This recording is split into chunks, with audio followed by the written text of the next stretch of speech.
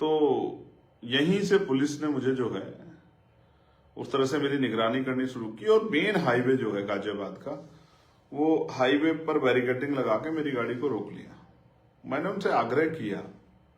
कि भाई मैं जाना चाहता हूं उस परिवार की पीड़ा सुनने के लिए, उनकी आवाज उठाने के लिए। मेरी परिवार से बात हुई है,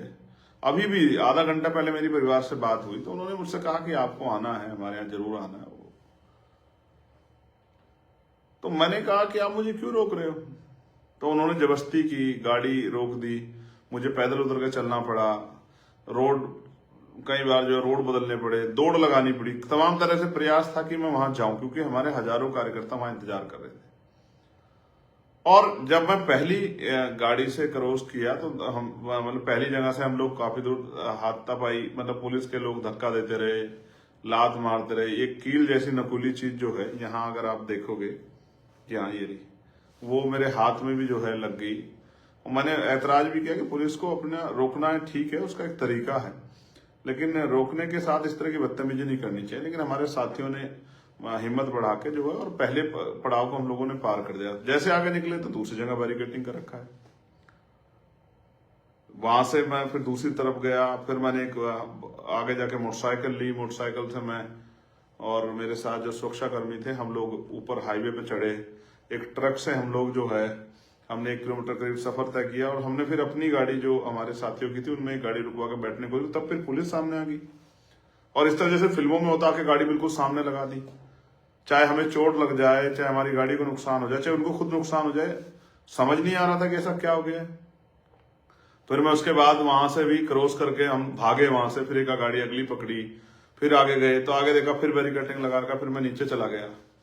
फिर मैं एक गांव में के जाने वाले 3 लड़के थे, गांव के में घूम रहे थे, मैंने उनसे मोटरसाइकिल ली, मैंने उनसे आग्रह किया कि भाई मेरी मदद करो, मुझे वहां जाना है। उनके जरिए मैं 4, 5, 6 गांव में होता हुआ किसी तरह से मेरे टोल पे पहुंचा, जहां हमारे साथी मेरा इंतजार कर रहे थे। फिर मेरी वहां अधिकारियों से वार्ता हुई, कई सारी चीजें हुई, 2 बार वार्ता हुई। मेरी एक ही डिमांड थी कि मैं परिवार से मिलना चाहता हूं, और मेरी कोई जिद नहीं है कि मैं उस गांव में जाऊं कपसाड़ में, आप मुझे यहीं लाके मिला दो। और पुलिस इस बात पर अड़ी हुई थी कि भाई आप गाजियाबाद वापस चले जाओ, हम गाजियाबाद और दिल्ली या दिल्ली मिलने की व्यवस्था करा देंगे, जब हमारी टीम वहां विरोध कर रही थी। और मैं उनसे आग्रह कर रहा था कि भाई मैं यहाँ आया हूं तो मुझे यहीं मिलने दीजिए, परिवार को लाकर मिलवा दीजिए, मैं उनकी पीड़ा को सुन लूं, उनके हाल को जान लूं, उनकी जो परेशानियां हैं, उनके जो इस समय के जो महसूस कर रहे हैं, और मीडिया के सामने रख दूं, अपने लोगों के सामने रख दूं, सब लोगों तक ये बात चल जाएगी। आज मेरे लाइव में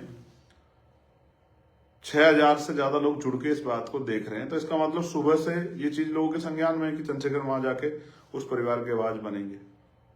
अब मैं जो इंपोर्टेंट बात है आपको बता रहा हूं। फिर वहां मुझे वरिष्ठ अधिकारियों ने बताया कि बेटा और बेटी बरामद हो गए हैं, और आपकी जो मेहनत थी वो सफल होगी, पुलिस को सफलता हासिल होगी है, ये बात उन्होंने मुझसे कही। लेकिन इस बात सिर्फ यहीं तक नहीं खत्म हो रही है, वो परिवार किस हाल में है। ऐसा क्या है कि जो फोर्स लगानी चाहिए थी अपराधियों को रोकने में, वो फोर्स मुझे रोकने के लिए लगाई गई। ऐसा क्या है, सब चीजों को जानते हुए भी इस तरह से जगह जगह बैरिकेडिंग करके और मेरी जान को दांव पे लगा के जो है पुलिस इस तरह की कार्रवाई कर रही थी। कौन इतना प्रेशर कर रहा था, इसका जवाब अगर कोई शख्स दे सकता है तो वो है जिलाधिकारी मुझे मेरठ, जो इस बात का जवाब दे सकते हैं। उनको इस बात का पुख्ता पता कि किसके इशारे पे मुझे रोका जा रहा है। अब मैं वहां जाके करता क्या, किसी के यहां दुख होता है, लोग जाते हैं, तमाम पार्टियों के लोग गए हैं, हम लोग जाते हैं, उनकी पीड़ा सुनते हैं, मीडिया के सामने रखते हैं। और जैसा हमने कहा था कि अगर हमारी मांग पूरी तो धरना देंगे, तो ये सरकार को धरने से डर क्या है, इसका जवाब भी सरकार ही बेटर तरीके से दे सकती है। मैं आपको जो चीज बताना चाह रहा हूं इंपॉर्टेंट, जो आपको जाननी चाहिए, और मुझे जो भविष्य का खतरा है, कल का जो मुझे खतरा है, जैसे बताया गया शाम में जब हम लोग वहां आंदोलन कर रहे थे, पुलिस ने लाठीचार्ज किया या धक्का दिया, इधर खींचा उधर खींचा, कपड़े फटे, चोट लग गई, ये कोई बहुत बड़ी बात नहीं है। तो जब आदमी संघर्ष करने स्वाभिमान सम्मान के लिए निकलता है, इस तरह की सोच चीजें होती है, इनसे नहीं घबराना चाहिए। और जो लोग घबराते हैं, मैं तो उनको बिल्कुल भी नहीं मानता कि वो इस बात के साथ सड़क पर निकलेंगे, हम मतलब जाएंगे तो हमें वो नहीं होगी, कोई परेशानी आ जाएगी। तो जिनको इस तरह का भय हो वो घर में रहे यार, काहे को जा रहे हो। बेसिक ये है कि मुझे किसने बताया कि लड़की कल ही बरामद करा ली गई। और आज क्योंकि हम लोग जा रहे थे और हम लोग अगर इस तरह की स्थिति हो जाती तो हमें पता पहले ये बात क्लियर हो जाती, लड़की मिल गई तो हम लड़की से मिलते, वो किस हालत में जानने का प्रयास करते। लेकिन पूरे शाम तक मुझे ऐसा लगता है कि जब बहुत दबाव बन गया तब पुलिस को, एडमिनिस्ट्रेशन को बताना पड़ा कि लड़की और लड़का बरामद हो गए, वरना उससे पहले सारे मामले को छिपाया जा रहा था। अब महत्वपूर्ण क्या है, अगर लड़की पुलिस के पास थी, पुलिस ने बरामद कर ली, तो आज पूरे दिन लड़की को कहां रखा गया, उसको क्या सिखाया गया, क्या समझाया गया। क्योंकि मुझे जो घटना बताई गई है चशमदीदों द्वारा या वहां के लोकल लोगों द्वारा कि वो लड़का उस लड़की को पिछले लंबे समय से परेशान कर रहा था, इस बात को लेकर गांव में विरोध भी हुआ था, इस पर चर्चा भी हुई थी और लड़की ने स्पष्ट मना कर दिया था कि मैं इस लड़के से दूर रहना चाहती हूं, इसको कहिए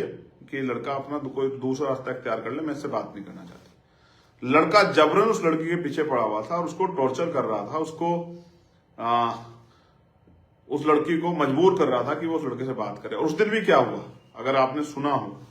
कि उस लड़के ने खेत से निकल के उस लड़की को आवाज लगाई, जहां उसकी मां भी साथ थी, कि मुझे उससे बात करनी, लड़की ने मना कर दिया। तो जहां तक मुझे नजर आता हुआ ये है कि लड़के ने लड़की को धमकी दी कि अगर तुम मुझसे बात नहीं करेगी तो मैं तेरे परिवार का कत्ल कर दूंगा, और इस बात को पुख्ता करने के लिए उसने एक हथियार से उसकी मां का कत्ल कर दिया। डरी सहमी लड़की जिसकी मां का कत्ल उसके सामने हो गया हो या मृतक स्थिति में हो, वो उसको किस स्थिति में, एक आदमी था, दो आदमी थे, चार आदमी थे, उसको कैसे लेके गए, कहां लेके गए, किसी को नहीं पता है। अब मुझे डर क्या है, अब मुझे डर है कि लड़की को डराकर, लड़की को समझाकर, परिवार को डराकर, इसलिए शायद हमें जाने से वहां रोका जा रहा था कि हम ना मिले, हम ना अपनी बात, उनकी बात सुन पाए, ना कर पाए, कि जिसके लड़की को डरा के कल लड़के के फेवर में बयान दिलाए जाए कि मैं ही इसके साथ जाना चाहती थी। और इसका एक माहौल बनाने का काम कल से किया जा रहा है कि लड़का लड़की में प्रेम प्रसंग था, लड़का लड़की जो एक दूसरे को जानते थे, लड़की बड़ी है, लड़का छोटा है। ये सारी बातें कल से जो है वहीं आसपास के लोगों द्वारा, मीडिया का मैं धन्यवाद दूंगा, इस महान मीडिया का, जिसमें बिल्कुल भी नैतिक चरित्र नहीं है, कमजोर वर्गों की बेटियों के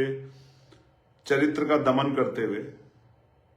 ये भी एक तरह का नोचना होता है, जिस तरह का जो है वो मीडिया कर्मी कर रहे हैं, उनमें सब्र नहीं है, उनमें हिम्मत नहीं है जानने की, लेकिन उनको वो किसी भी अरे गहरे कहीं बाइट चला के ये बताना है कि लड़की गलत है।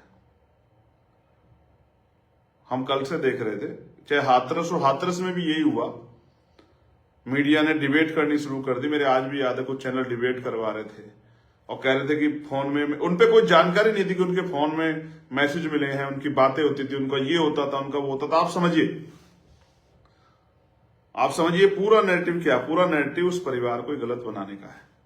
और ऐसा क्या है उस गांव में जहां कल सब लोग चले गए थे कि वहां एडवोकेट चंद्रशेखर आया, जो दलितों का ही, क्योंकि दलित सीट से जो है, रिजर्व सीट से, मतलब रिजर्व सीटों का से चुनाव व्यक्ति जो उन्हीं के प्रतिनिधि के रूप में उनका नेतृत्व करता है, उसको गांव में ना जाने दिया जाए, ये किसकी नाक का सवाल बना हुआ था। और जितनी मैं समझता हूं ये हिम्मत डिस्ट्रिक्ट लेवल के अधिकारियों, डिस्ट्रिक्ट लेवल के नेताओं में या अधिकारियों में तो नहीं थी। जहां Ghaziabad police, Saharanpur police, Meerut police, Hapur police, तमाम एक इस तरह का मतलब संगठित जो है एक वो चला रहे थे, मूवमेंट चला रहे थे कि चंद्रशेखर वहां नहीं पहुंच जाए। ये क्यों था, इसका एकमात्र कारण मुझे नजर आता है कि परिवार दहशत में है, परिवार डर में है, और परिवार चंद्रशेखर आजाद से ना मिले, और परिवार को जिस तरह का दबाव बना जा रहा है, उस दबाव बनाने में पुलिस प्रशासन और वहां के लोकल लोग कामयाब हो जाएं, मुझे ऐसा लगता है। इस गांव की हिस्ट्री के बारे में 2018 के आसपास की एक घटना हुई थी जिसमें दलितों के घर जलाए गए थे। ये भी इस गांव का इतिहास है, ये भी मुझे आज वहीं किसी सज्जन द्वारा बताया गया। मैं आपको ये बात बता रहा हूं बहुत जिम्मेदारी से।